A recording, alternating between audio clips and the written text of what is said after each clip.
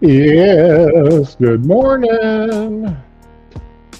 Hello, Ramen. How you doing? Okay. Oh, I need to turn that volume down before I blow my own eardrums out. Yes. Okay. Go ahead and end the music and get back up here to comment so I can see what's going on and get my phone plugged in before the battery dies. There we go. Okay. Yes, I did have to turn the phone on. Yes, I've told y'all before I use the my cell phone as a secondary screen so that when I'm on sharing stuff on the computer, I can see what's going on in chat and such on my cell phone. That just makes life a little bit easier for me. I'm one of these days I'm going to have to get one of those second screen attachments that goes hooks up to your laptop and gives you two or three, gives you one or two additional screens on either side. One of these days I'm going to have to do that. But then I also use the phone to double check the audio to make sure the audio's good. But anyway, yes. Hey, morning, Data. What you up to? No attachment needed. Well, yeah, you're right. If I'm using my cell phone, there's no attachment needed.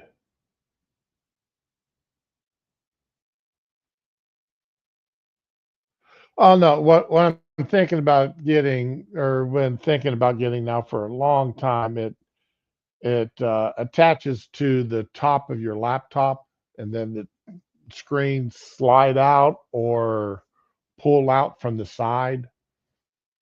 So it actually attaches to the top of your laptop to give you one or two screens on the side of your main screen.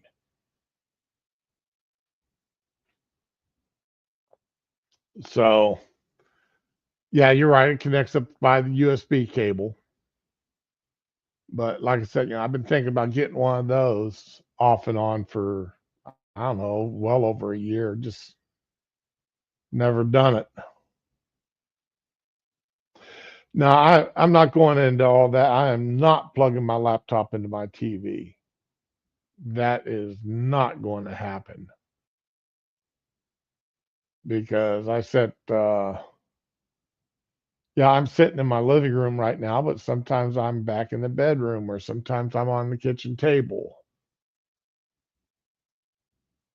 So I want to, I want the screen to be able to go with me to wherever I'm at. Yeah, you're right. Yeah, it'll be a nice big screen. Hey, morning, Digi. How you doing today? Glad to see you. Let's see, Ramen and Data and Digi. Yeah, I'm going to be playing some catch up here today, but I'm also going to start something that's I've done before, but I think I'm going to try to go into a little bit more depth on it because it's being such a issue right now within the court system, the Supreme Court, and it's the issue that I have. Oh God, I've been talking about it and my opinions on it since the mid '80s when I got back from Germany and first got on the internet and could only go to bulletin boards uh, to talk about issues. And I was still active duty, and I'd gone to the legal office, and they told me what they felt I was allowed to do and not allowed to do. Oh, that's cool. Glad to see you making some money.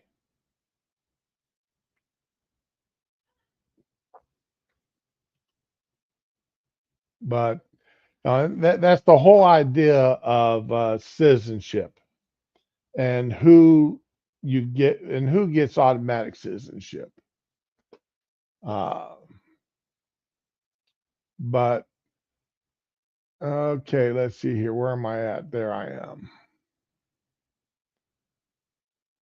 The first thing here, just a little And this actually surprised me that this happened. Zoran Mondani, the communist that just won the primary in New York, he was on Meet the Press this weekend, and he actually got hit up pretty hard, which surprises me, as liberal as this woman is, that she couldn't, that she would actually go after him like she did here on one question and one question only. And it actually did remind me of how hard they hit Trump.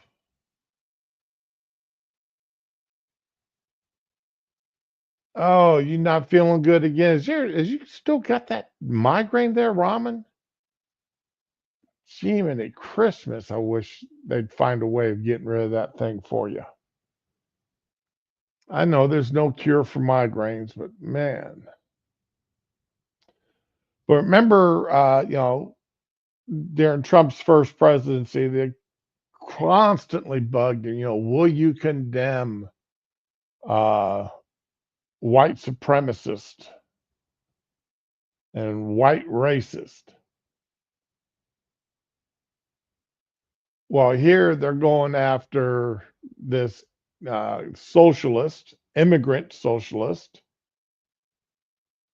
who's only been a citizen for 7 years and is now he's going to be the mayor of New York. Let's just face it. Adams doesn't have a prayer winning, and neither I don't know who the Republican is, if there is a Republican running, because Adams is running as an independent. I don't even know if there is a Republican mayor running. So this guy is going to be mayor. But anyway. Give you an opportunity to respond here and now.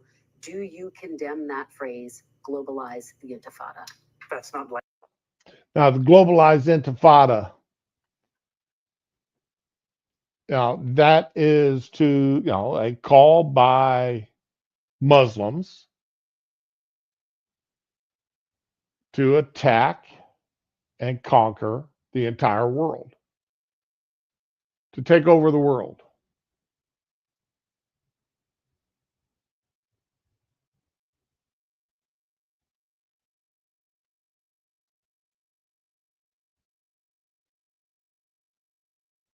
So, I had. Let's finish this up. But yes, I had an amazing weekend. Do you condemn that phrase, globalize the intifada? That's not language that I use. The language that I use and the language that I will continue to use to lead the city is that which speaks clearly to my intent, which is an intent grounded in a belief in. That's not my language. He's not condemning it. He's just saying that's not my language. I'm not going to say globalized intifada. I'm going to say something else that means the same thing, but I'm not going to use that terminology. That's what he's saying here. In universal human rights. And ultimately, that's what is the foundation of so much of my politics, the belief that freedom and justice and safety are things that, to have meaning, have to be applied to all people, and that includes Israelis and Palestinians alike. But do you actually condemn it? I think that's the question and the outstanding issue that a number of people, both of the Jewish faith and beyond, have. Do you condemn that phase, globalize the intifada, which a lot of people. And this is what I'm actually surprised she's being very point blank here.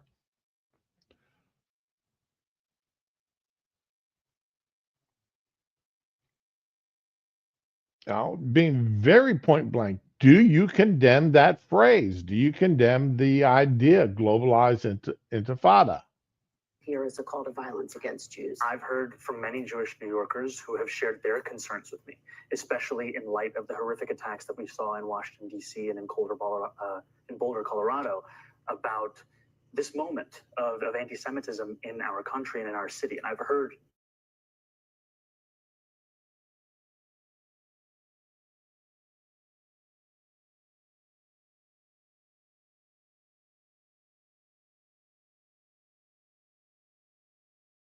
in the manner, especially of that of Donald Trump, who has put one New Yorker in jail who's just returned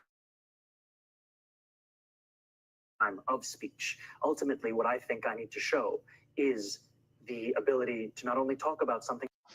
There is a difference between speech and free speech and global intifada. And no, the man was not put in jail for his speech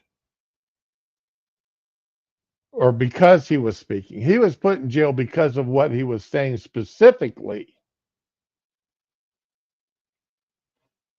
which was it was hate speech under the uh, accepted definition by the left. But he was directly advocating for violence against individuals based upon their race, based upon their religion. And that is that is not covered by the free speech. Everybody agrees, well, most people agree, that if you are advocating for violence against somebody because of their race, because of their religion, that's outside the bounds of the First Amendment and your right to free speech. But Mr. Zoran here, you know, to him, that's not covered. So by attacking, by saying that that guy was illegally arrested, Zoran is not condemning that man's speech. He is accepting it. But to tackle it and to make clear that there's no room for anti-Semitism in this city. We have to root out that bigotry, and ultimately we do that through the actions, and that is the mayor I will be, one that protects Jewish New Yorkers and lives up to that commitment. Now, being as the man was arrested for his speech, an anti-Semitic speech,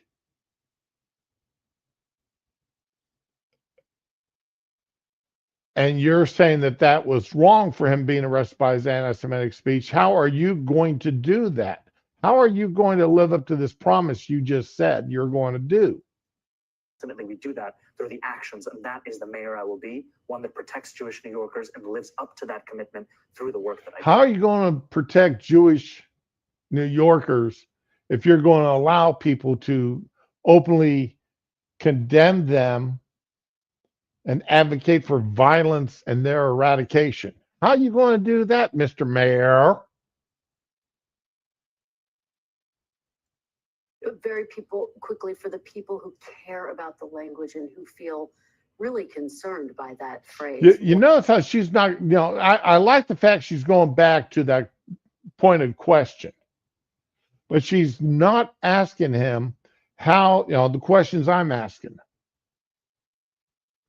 She's sticking to this, and I like the fact she's sticking to that, but the intricacies of what he is saying is just going by the wayside. Why not just condemn it? My concern is to start to walk down the line of language and making clear what language I believe is permissible or impermissible takes me into a place similar to that of the president, who is looking to do those very kinds of things, putting people in jail for writing an op-ed, putting them in jail for protesting. Ultimately, it's not language that I use, it's language I understand there are concerns about. And what I will do is showcase my vision for the city through my words and my actions. Let me ask you, give you an opportunity. So, I'm going to let people advocate for violence, is what he's saying. He goes, I may not accept it, but I'm going to let them do it. I'm not going to say it, but I'm going to let other people say it for me.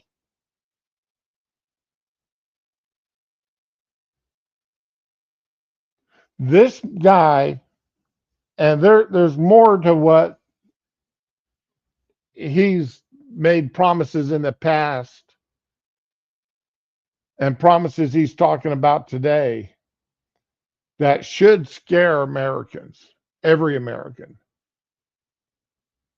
especially if, due to those promises, like government ran grocery stores.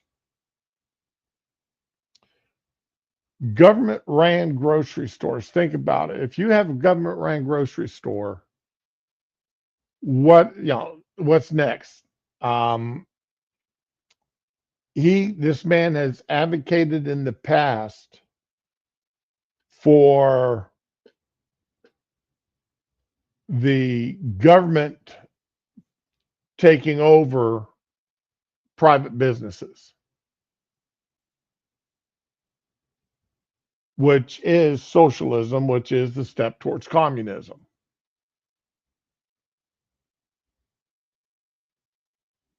Now, I've never even been a fan of government ran liquor stores. And that's been around for decades. I mean, I remember growing up with government ran liquor stores. I think I believe they were called ABC stores, but only the government could sell liquor. And I've never agreed with that. The government should not be involved in selling any product to the consumer. As long, obviously the government should have the is that okay? Yeah, I just checked, make sure my screen wasn't paused. If they're doing the controlling the sales, then we've got major issues. And I'm very concerned about that. And that's something this man, has talked about doing. He's also talked about shifting property taxes and charging white people more on property tax than minorities.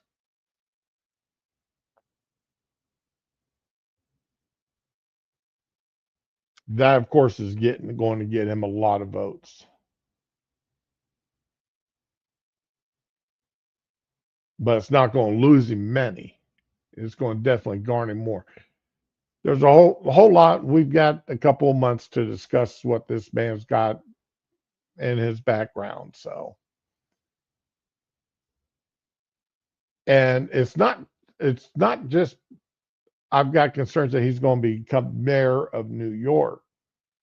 But once he becomes mayor, his policies will be replicated in cities in California and Massachusetts and Maine and Vermont. They'll look forward to doing them in places, Pennsylvania, Indiana, New Mexico. All these blue states will, well, if they can do it in New York, we can do it here.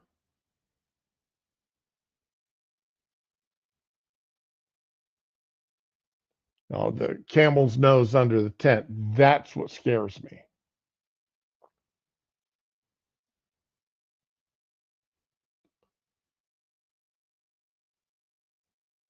And unfortunately, with him going to become mayor of New York, I don't see this stopping. And of course, our liberal educators in the colleges and such are going to praise him for it. And the kids in college are going to be even further brainwashed into down the socialism path.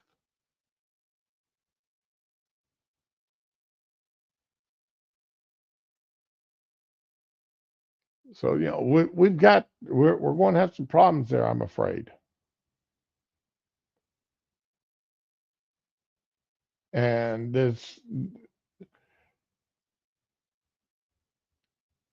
the interviews of him, I'm hoping, will go more in depth into his socialist ideas and ask him how they infringe on the ideas of our country that our country was founded on. But he's going to fall back on, well, that's not fair, or the that's not helping the little guy. That's only helping the rich white people. I'm afraid that's what he's going to fall back on. And he will get praise and a lot of quarters for that. You'll see the Jasmine Crockett's, you'll see the Maxine Waters, you'll see, the leftists in the House and Senate stepping up. You'll see Barack Obama stepping up and supporting him.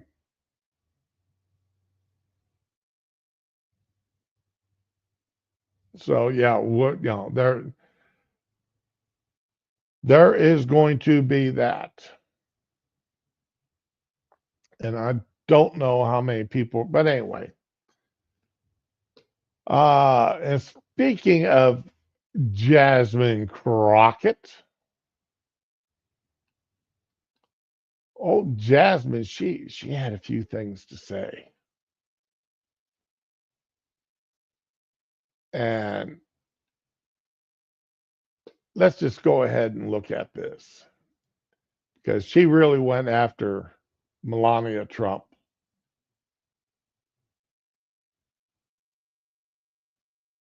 In this country. And since we're talking about integrity, I'm confused as to why my Republican colleagues aren't talking about the lack of integrity when it comes to the president's family's visas. Let me remind y'all that Melania, the first lady, a model, and when I say model, I'm not talking about Tyra Banks, Cindy Crawford, or Naomi Campbell level, applied for and was given an EB1 visa. And what that stands for is an Einstein visa. Now, y'all that don't know, I'm just going to stop her there for a moment. No, that is not what the EB1 stands for. It is not called the Einstein. It is not. It was not officially called the Einstein visa. We'll get into that, but unfortunately, these people are allowed to lie and misinform you into the House records. They're allowed to do that. They're not under any obligation to tell the truth, as we know. But no, I had to stop there because that's a lie. Let me tell you how you receive an Einstein visa. You're supposed to have some sort of significant achievement, like being awarded a Nobel Peace Prize or a Pulitzer, being an Olympic medalist, or having other sustained extraordinary abilities and success in sciences, arts, education, business, or athletics. Last time I checked, the First Lady had none of those accolades under her belt. It doesn't take an Einstein to see that the math ain't mathin' here in this country. Okay. All right, guys. Unfortunately, I have to change out syringes here real quick. So you're going to listen to me ramble here for a minute while I change out a syringe and fill the new one. Y'all know, Jasmine Crockett, remember when she first ran for office, she was a replacement. There is a video interview of her out there before she ran. She did not speak in that interview the way she speaks now. She was very well spoken. She was she was not talking hood rat like she does now. She has affected this speech pattern in order to garner to. I'm one of you. I'm the type of black person that the Democrats like. I'm not one of those white, speakers. I would love to hear how she talks in private. If she still talks like she does when she's uh, on the record, so to speak, because that would be interesting. And I understand that there's, they call it coding. You talk a certain way, I mean, Hillary Clinton did it. She affected that Southern speech how many times in when she was running for office. Like when she pretended to carry hot sauce in her purse. They didn't make her pull that out, and then there was the infamous here, you know, I no way care type speech pattern she picked up that one time. But anyway, I'm back. I'm back here. Let's take a look at the EB1 visa. Where do I have that at? Okay, I want to close that. I'm tired of her. Okay. This website here, online visas. And it goes into how Melania Trump become a U.S. citizen. Okay. And the first question, would Melania be able to enter the country under the new merit-based immigration system, and exactly how would she meet the criteria for the EB1 visa?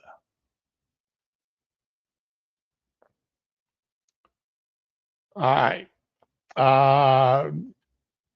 It starts off with saying Melania is an immigrant, became a naturalized citizen in 2006. And she sponsored her parents to become green card holders, and eventually they became U.S. citizens. Chain migration type thing, which I think we need to end or severely restrict to, no cousins, no nieces, no nephews. And it's a one link only. You can chain migrate your parents, your brothers, your sisters, but they can't chain migrate anybody.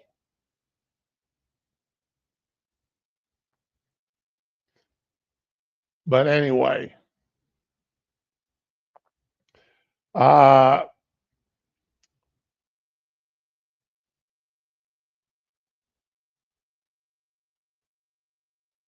the Melania first came to the United States on a standard visa. Standard visa, tourist visa. You can come in and you're not allowed to work. You can look for work, but you're not allowed to work. That was a B1, B2 visa in 1996. In 96, she got the H1B visa.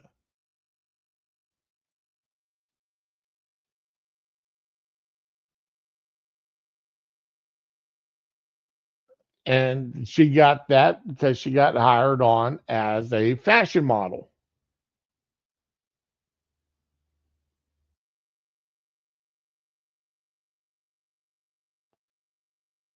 Now, once and as a fashion model, there's different levels. As Crockett, she talked about Cindy Crawford level. Well, I would say being on the cover of Sports Illustrated, their swimsuit edition. Historically, the swimsuit edition was Sports Illustrated #1 selling magazine of the year. That magazine sold massive, massive.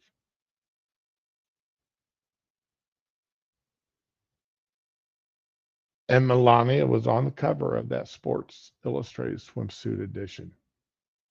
There she is.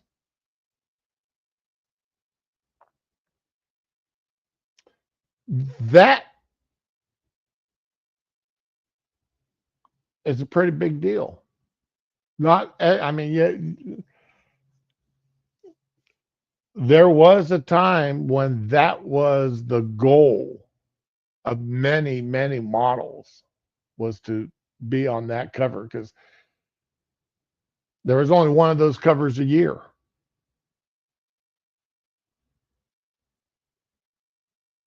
In 20 years, there are 20. So, it's not a common occurrence.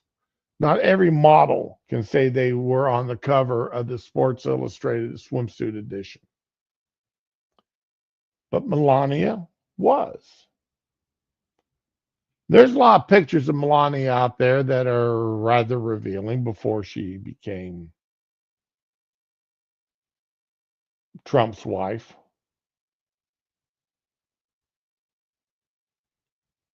And I'm not going to show them. Y'all can go out and look them up if that's what you want to do.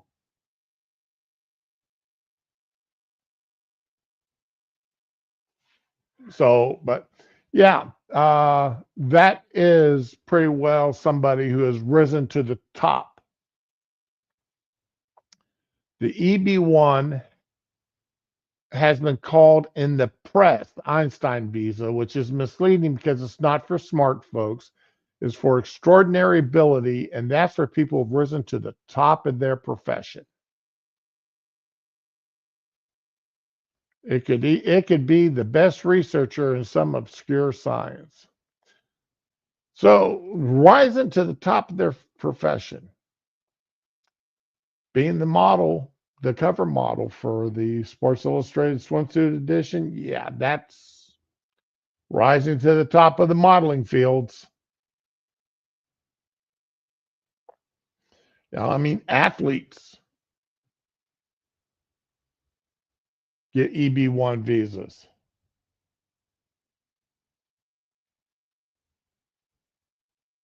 Baseball, football, basketball.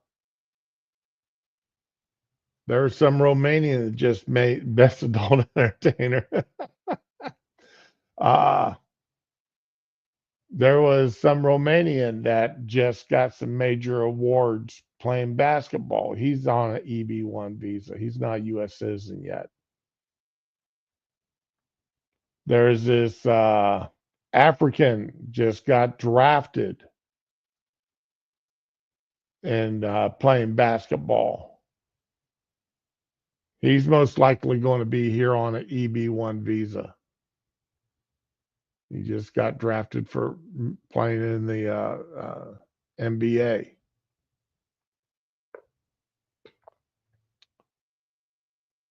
So if that she, yeah, I know Cindy Crawford was on the cover of Sports Illustrated. I don't know if man, now I can't remember her name. The other model that she listed, I don't know if she was ever on the cover.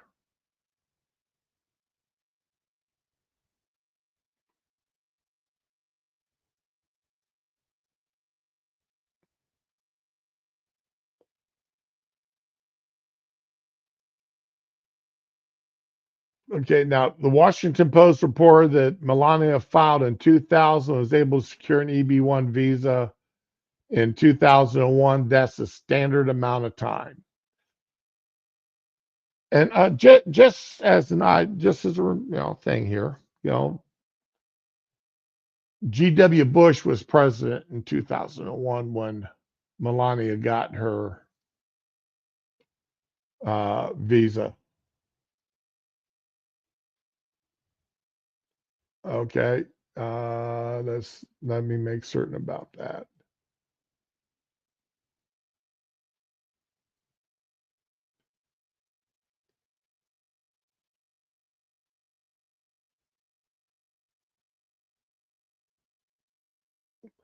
Got a lot of tabs open. I'm having to flip through here.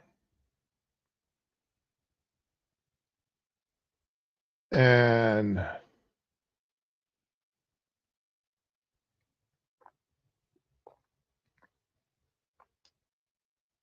Naomi Campbell was the other one. I don't know if Naomi Campbell has ever been on the cover of Sports Illustrated. So, but that does make her a top model.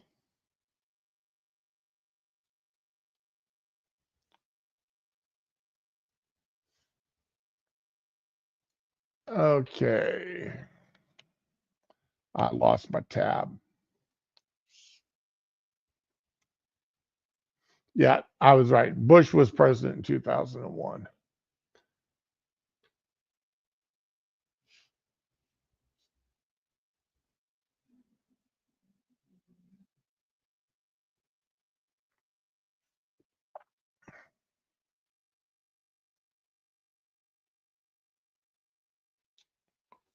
Now, let's see here. We know that, according to the Washington Post report, Melania had runway shows in Europe and a Camel cigarette board ad in the Times Square. Her most notable job was the spot in the swimsuit edition of Sports Illustrated. Oh,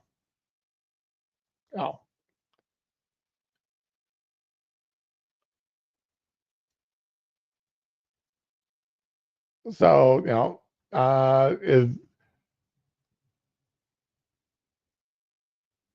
the first piece. Okay, now they're saying the first piece of evidence is national or international awards. That's the primary one. If she ever won a Grammy or an Oscar, that's what she needed to prove.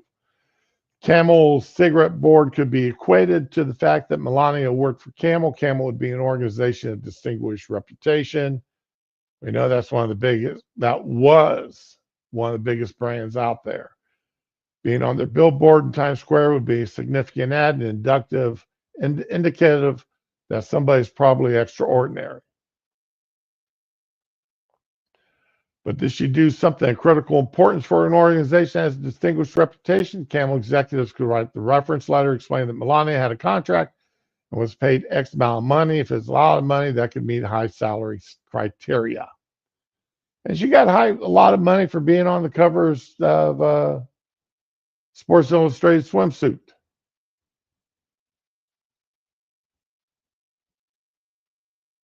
So as a model and being on Camel, being on Sports Illustrated, being on runways, international runways, yes,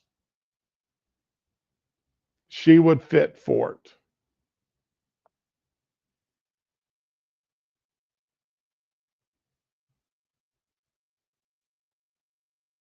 All right, keep going down here.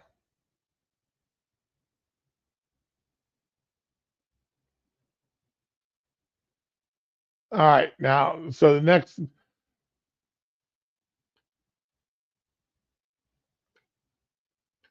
All right, like they say here, only so many models are going to be on a billboard in Times Square. Only so many models are going to be in Sports Illustrated swimsuit edition. Only so many models are going to be on the cover of Sports Illustrated. So yeah, that would be there to be able to give her that EB1.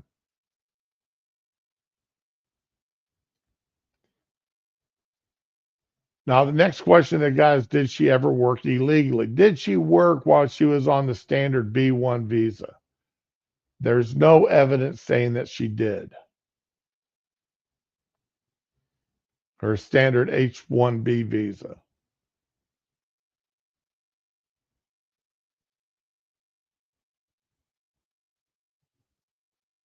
There's no evidence that she ever worked illegally. That once she got hired or as she was applying, she did everything right and went from the standard visitor visa to the worker visa.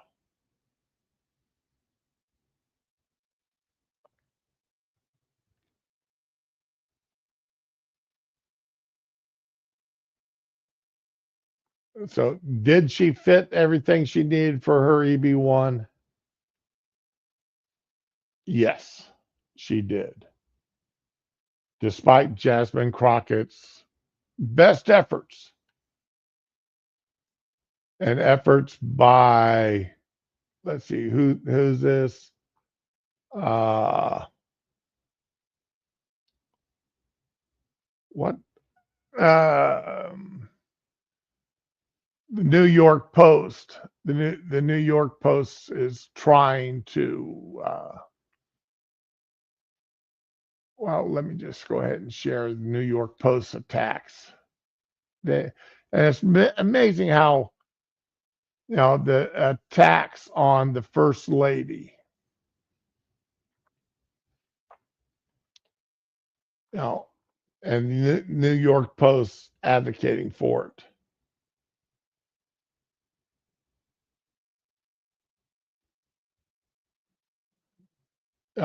She the absolutely disgusting. You know, and interestingly enough, some people tried their best to defend Melania.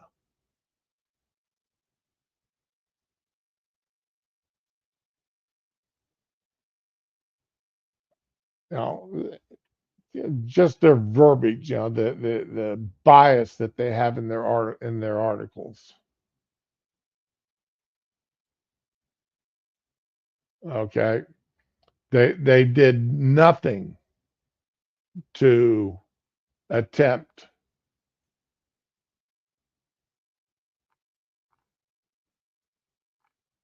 Now, Newsweek did a decent article covering this.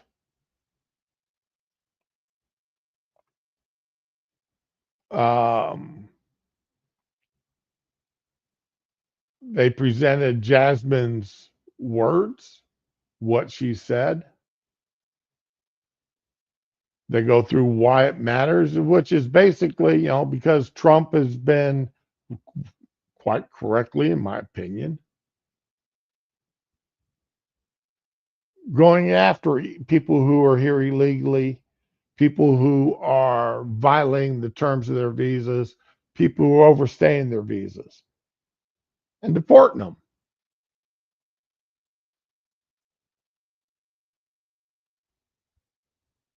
Deporting this people who are here on student visas and they're going out protesting and breaking the laws by damaging public property, by kidnapping and holding hostage janitors at colleges and universities, by advocating attacks and by attacking other students based upon their race or religion.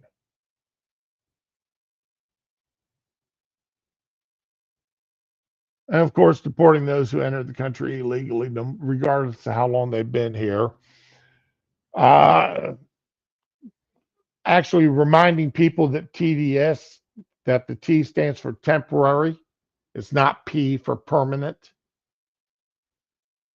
And,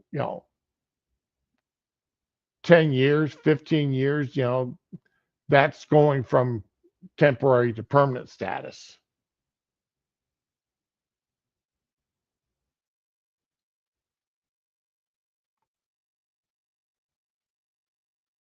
So they did Newsweek did a half-assed job, of attempting to be fair with this. I'll give them that.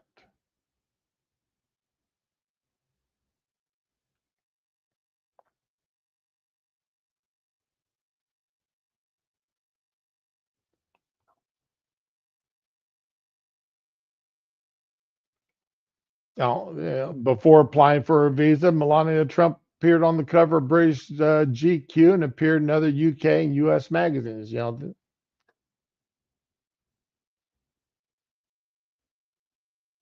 She met Trump in 1998.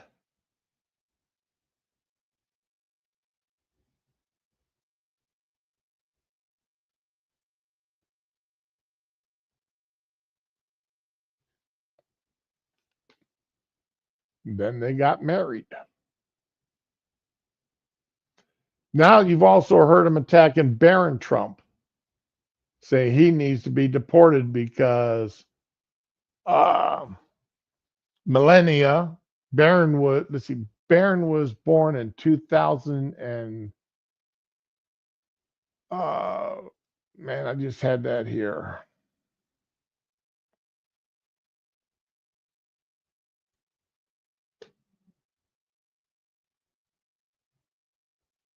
Barron was born March 20th of 2006. Melania got her citizenship in 2006.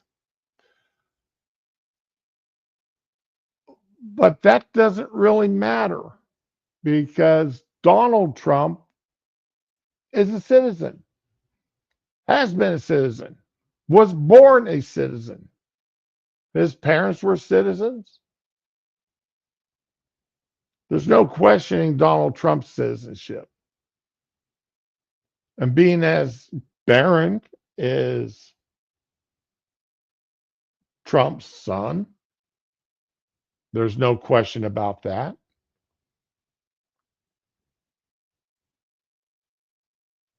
He is a citizen. We went through all of this back with John McCain. John McCain was born on a military installation in another country, born of American citizens.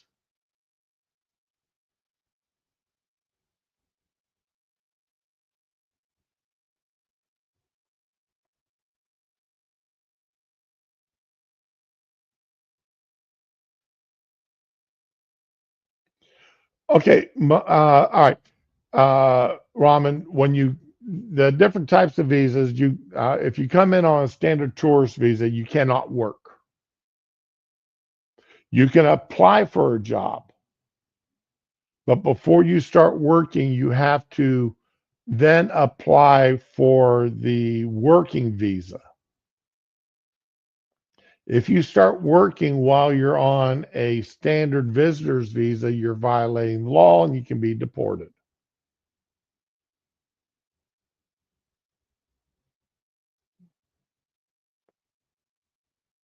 So she can apply for a job, she can be hired, but she can't start working until you get approved for the working visa.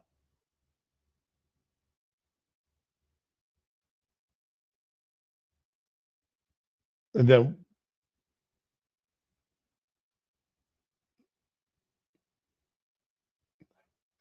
no, not as far as I know, not even volunteer work.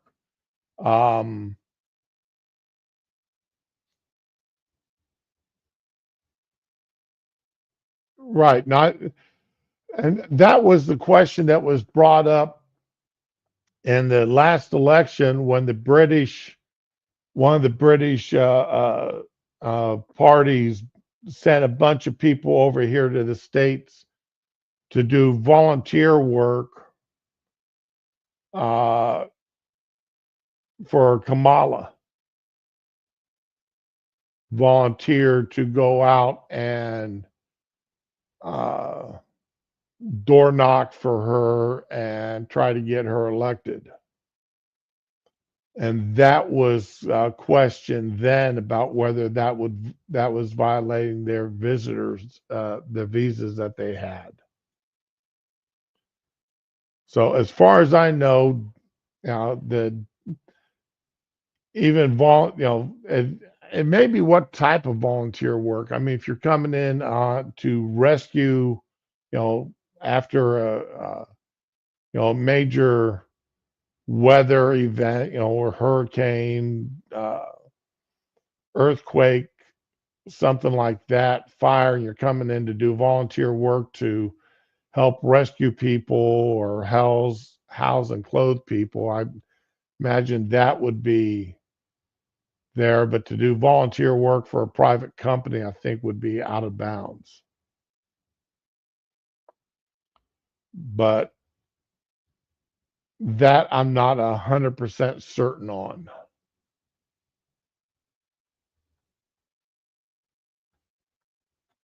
Because I think it also depend on if that volunteer work you're doing would normally be a paid position.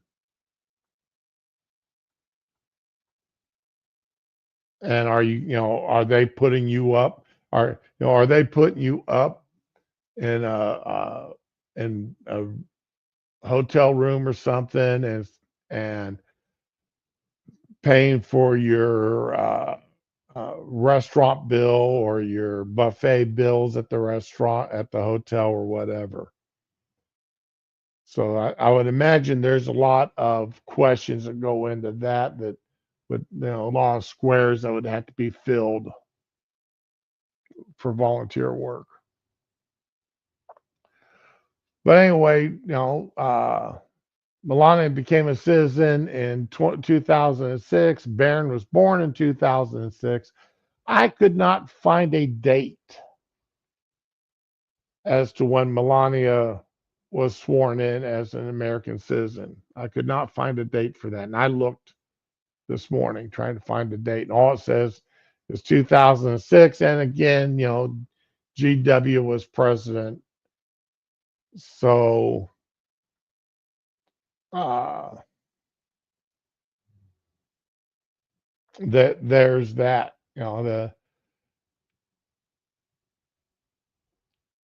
But I mean, Barron is born a citizen as his father was an American citizen at the time of Barron's birth. Quite unlike most anchor babies or any anchor baby.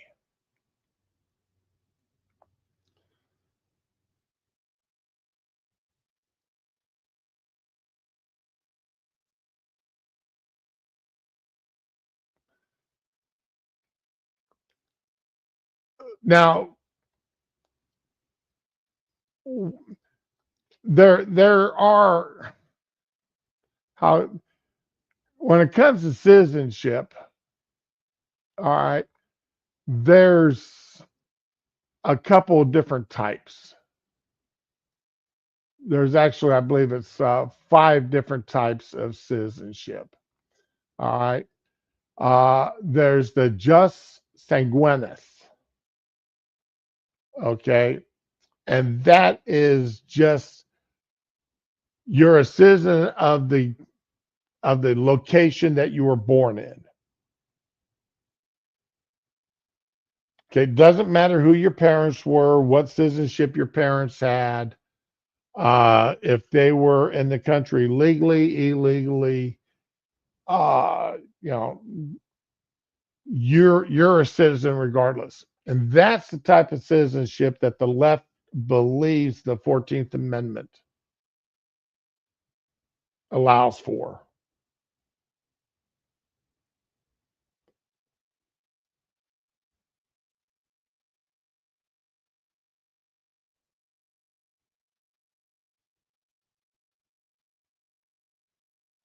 Okay. Um,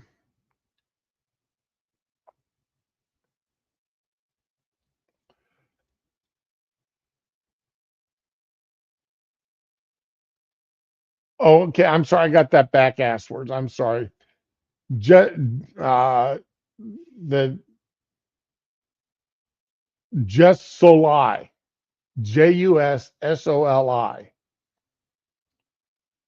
is that type of citizenship. It does, you're born and you're a citizen of wherever you're born automatically. Nothing else matters. Just sanguinis, SANGUINIS, that translates to right of blood.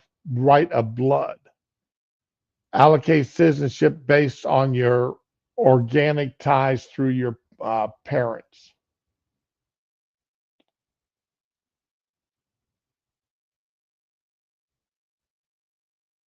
whatever country your parents are a citizen of, that is your citizenship. Nothing else matters. Now, if your parent, and this is the type of citizenship I advocate for here in the United States. Just because your parents are here legally, if they've never become a citizen, then you're not a citizen. If you enter the country illegally, if you're not, obviously then you're not a citizen if you're born in the United States.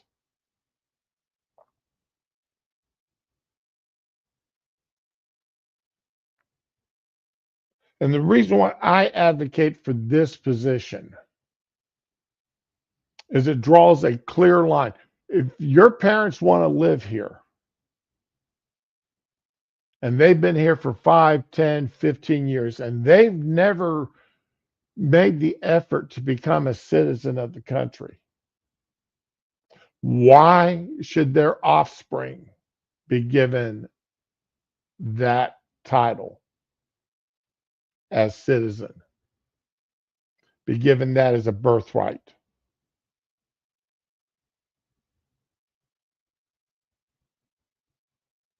And if they just come across the border 6 weeks earlier, once again, why should that baby that's born be given the birthright of American citizen or French citizen or Canadian citizen of any country?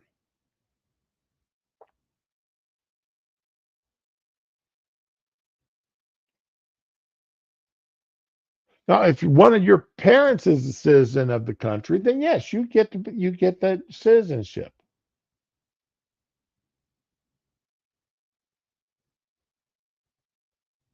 because one of your parents is a citizen. And I don't care if it's your mother or your father, you are born a citizen of that country, of their country, regardless of where you're born.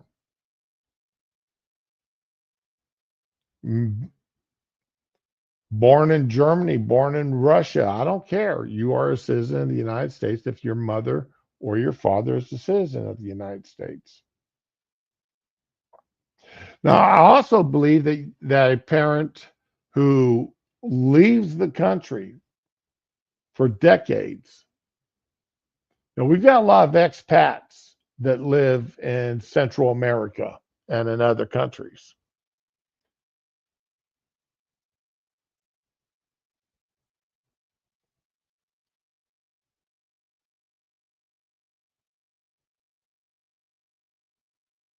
They're, they should lose their citizenship. Again, if you no longer want to live in our country, you're gone for decades. And I'm not talking for 5 years. If I was extremely wealthy, I'd want to take my wife on a several year tour of Europe.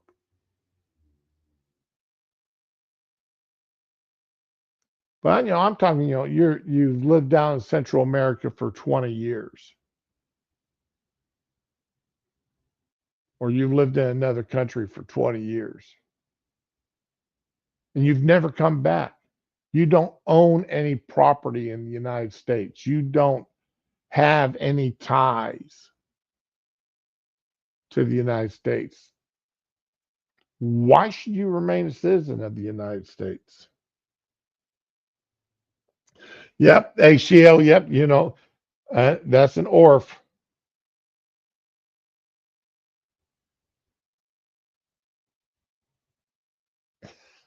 I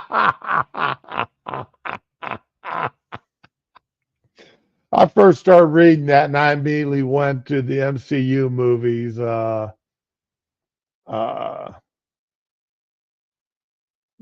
I can't remember Sam Samuel's character in the MCU movies, Nick Fury, wearing the eye patch.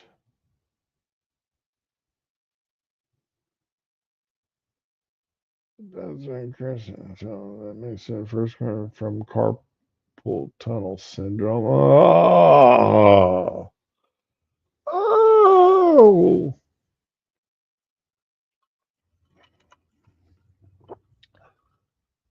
That's almost as bad as the joke I told the wife last night. Now I can't remember it.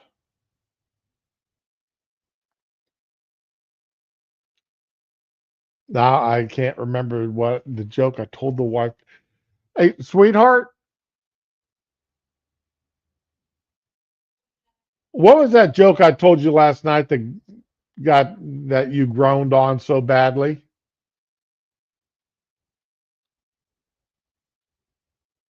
I knew I should have wrote it down. I cannot remember what that joke was.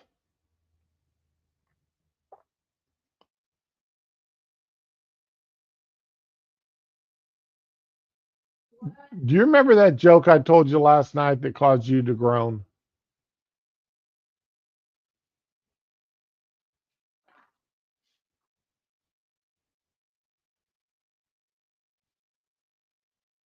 No, you don't remember it either. Oh well. Got called into work for saying I heard the new girl looked like one of the monkeys. And then I saw her face. And I saw her face. Now I'm a believer.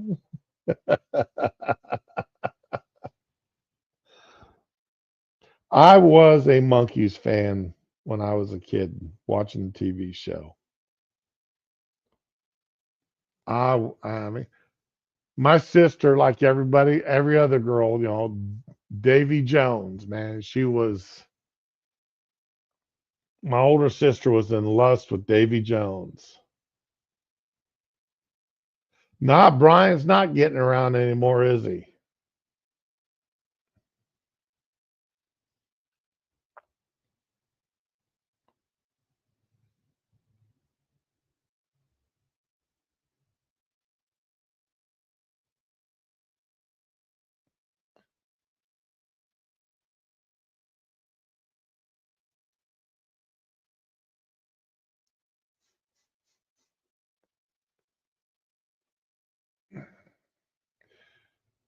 Okay, there are.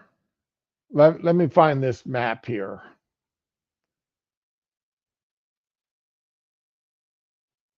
There is a map.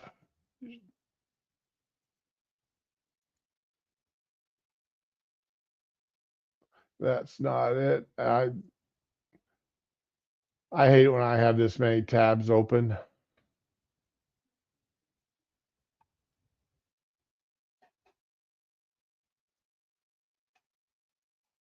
Okay, I don't need.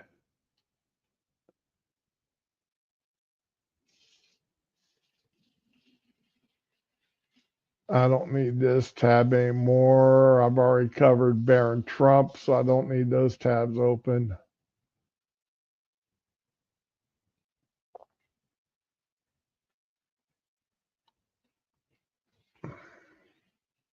All right, I must have accidentally closed that tab or something happened to it. But there's 35 countries which offer the okay, here we go. Let's get this. Let me share this one here. This is from Encyclopedia Britannica. I knew I'd find it, or I hoped I would. There we go. Birthright citizenship around the world. Let's see. I'm hoping that shows up on the screen. Okay, yeah, it does. The ones in green, okay, unrestricted. The ones with orange, they're restricted. There's limitations on birthright citizenship. And the ones on gray and gray, there is no such thing as birthright citizenship.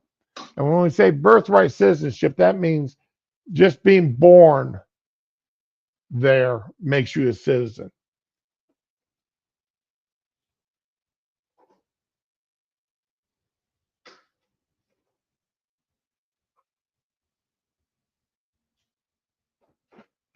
And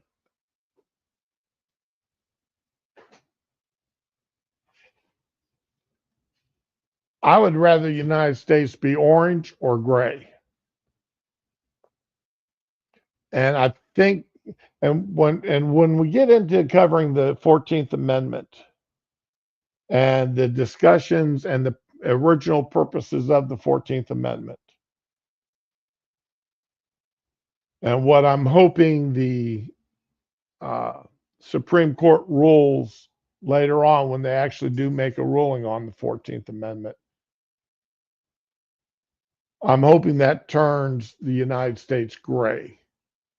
Orange at the minimum, but gray is ideally my opinion. Let's see here.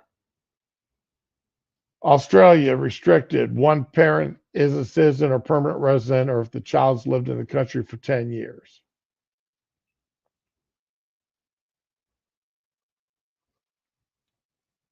France or Spain. One parent has to be born in Spain if the parents are stateless. France. One parent has to be a citizen. Or if on their 18th birthday, the child's lived in France for at least 5 years since age 11. England. One parent is a citizen or legally settled in the country if the child's lived in the country for 10 years. Citizenship is also granted to children with the parent born as a member of the UK Armed Forces. One parent has to be a citizen.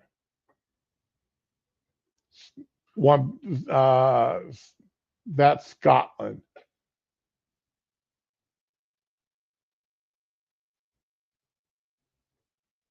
One parent's a citizen. Sweden. One parent is a citizen for children born before April 1st, 2015. Finland. The mother has to be a citizen, or the father's a citizen and married to the mother. Oh, I like that. In order for to get the citizenship through the father, they have to be married to the mother. Oh, I like that restriction.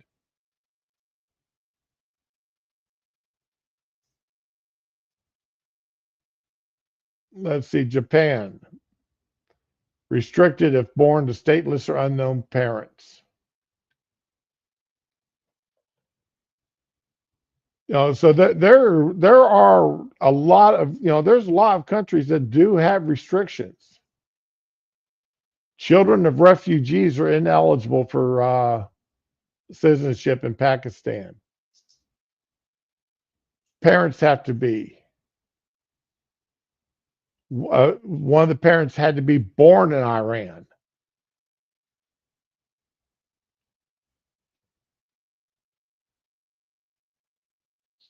So so there are states and countries out there with reasonable restrictions on who can be given birthright citizenship.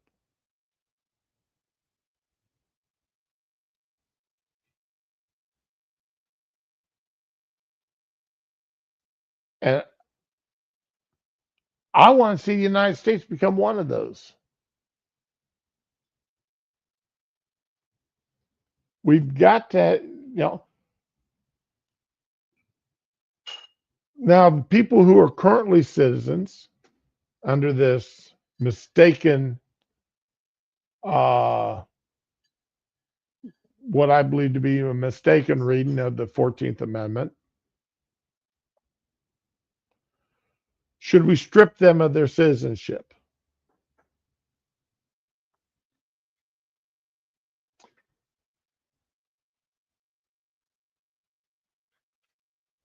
In all fairness, I would say no. In all fairness, I would say no. But I wouldn't be particularly heartbroken. And I think a lot of it depends on how old they are and whether or not their parents came here legally or illegally.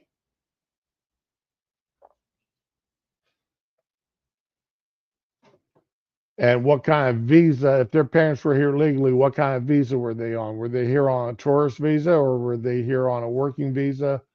Were they permanent residents of the United States or were they temporary residents? If they're here on TPS or not. If they're here on TPS, automatically, yeah, no, you're not a citizen. Your parents were here on temporary visas.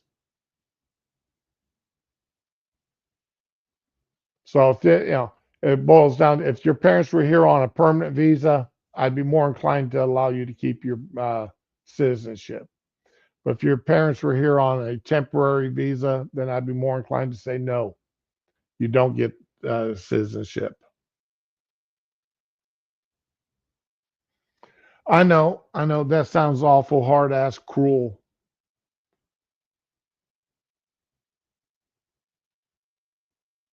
But we've got finite resources here in the United States.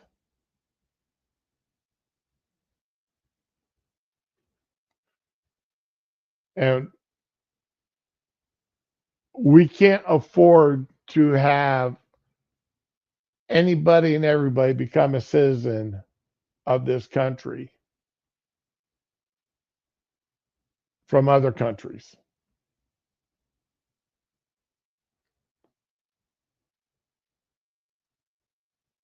Especially if when they come here and they become a citizen, they become a drain on the public welfare system.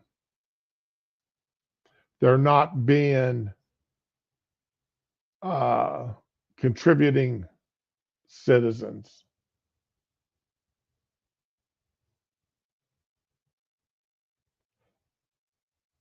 We've enough.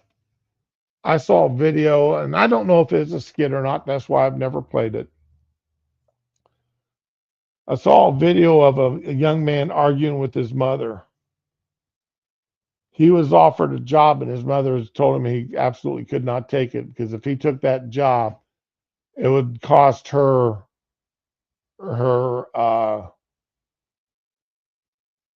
government funded housing and welfare because she would no longer to be able to claim him as a necessary dependent. So she would lose her government funding.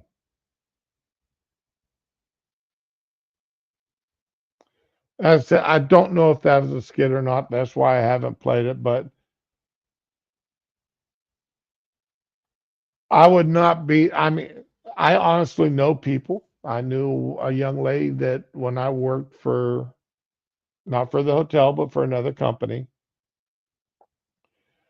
she was offered a promotion. And she turned it down because she said, if I take that promotion, I'm going to lose my welfare. And I will have to move out of my subsidized housing. I would rather work part time and only make X amount of dollars a pay period and continue to live in government funding housing and keep my welfare checks.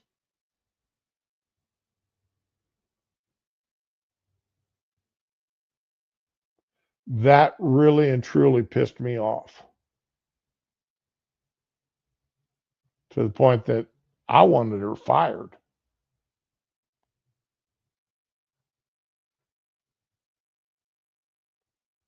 I mean, she was a decent enough worker.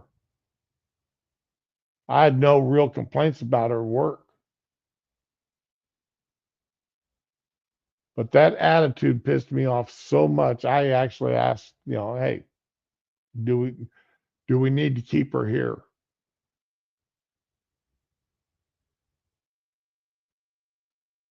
You know, why don't we hire somebody to replace her that's going to actually be able to, that would want to do the job? But anyway, that is all I have for today, guys. All right, I know another short stream, an hour and 15 minutes and so, but that's about all I've got for today. The rest of it would just be uh, pretty much rambling.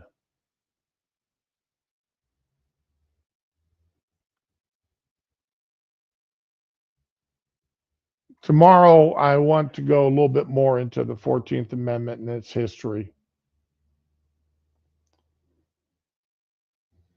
because the Supreme Court's going to be making a ruling on it. And we've got enough flip floppers on the court that I don't know honestly which way it's going to go. I don't know if Amy Coney Barrett's going to, which way she'll vote. Kavanaugh, I don't know which way he'll vote. Gorsuch, I don't know which way he'll vote.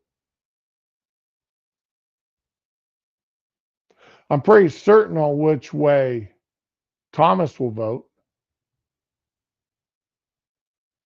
Then, of course, you got the trio, Kagan, Sotomayor, and Brown. You know which way they're going to vote. Alito's another questionable. So there's four of them there that I don't know for certain which way they'd vote. And I'd be worried about which way they'd go.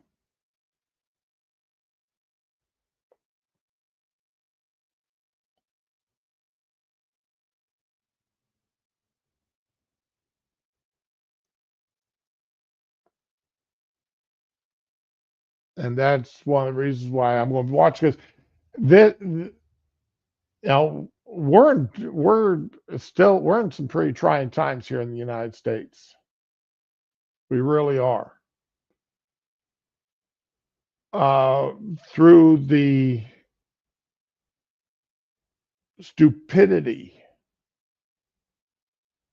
of several administrations, but especially the last one,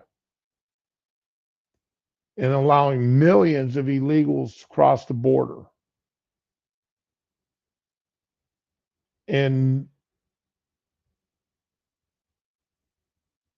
the absolute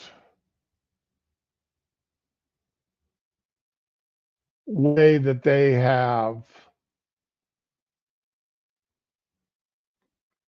flooded our court system with judges who are not fit to be a judge. Now, are there being some corrections being made? Yes, the Supreme Court just made a wonderful correction in telling these district judges they can't order nationwide edicts, that their decisions can only be about the case in front of them, dealing with the people in front of them. Now, there's still going to be the issue, though, of class action lawsuits brought before them. And these same judges are, we know, are going to make class action decisions. So we've still got some issues there that are very probable and will happen. But there have been some limitations thrown on these district judges, which should have been done years ago. And yes, I know Obama had stuff gone against him, and so did, nationwide decisions by gone against Obama and one against Biden and such.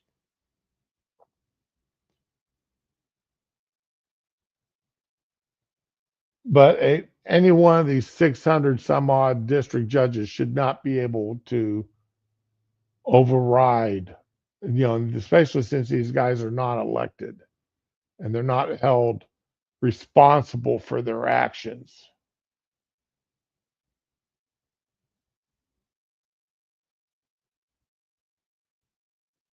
And they felt that they were unlimited in their authority. And some of them still feel they're unlimited in their authority, that they can tell the Supreme Court to go to hell. That Judge Al Boston.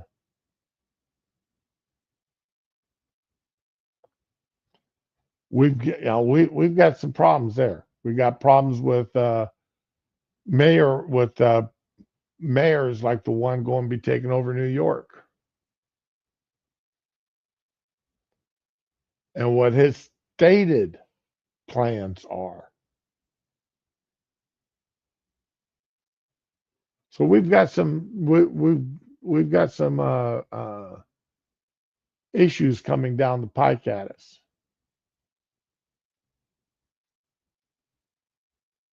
That we no longer can kick the can down the road and leave them for somebody else to take care of. We've got to take care of them now.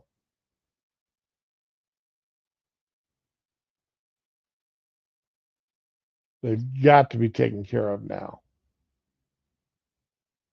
And people like me who are speaking up about it, hey, I've been called a racist so many times in my life, it doesn't even bother me anymore. I've been, it's only been the past couple of years I've been told I'm a xenophobe. I've been called a sexist before. So, I mean, these names, they no longer bother me.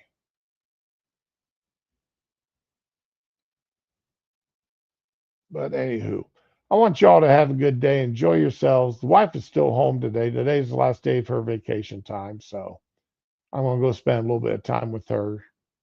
She just got done getting herself all dolled up. So I'm going to go spend some time with the wife while I still got these syringes in my belly. I got another hour's worth of that stuff to deal with. But y'all have a good day. Enjoy yourselves. Everything works good. I'll see y'all tomorrow. And as always, be with the ones you love and love the ones that you're with. And have a good one now.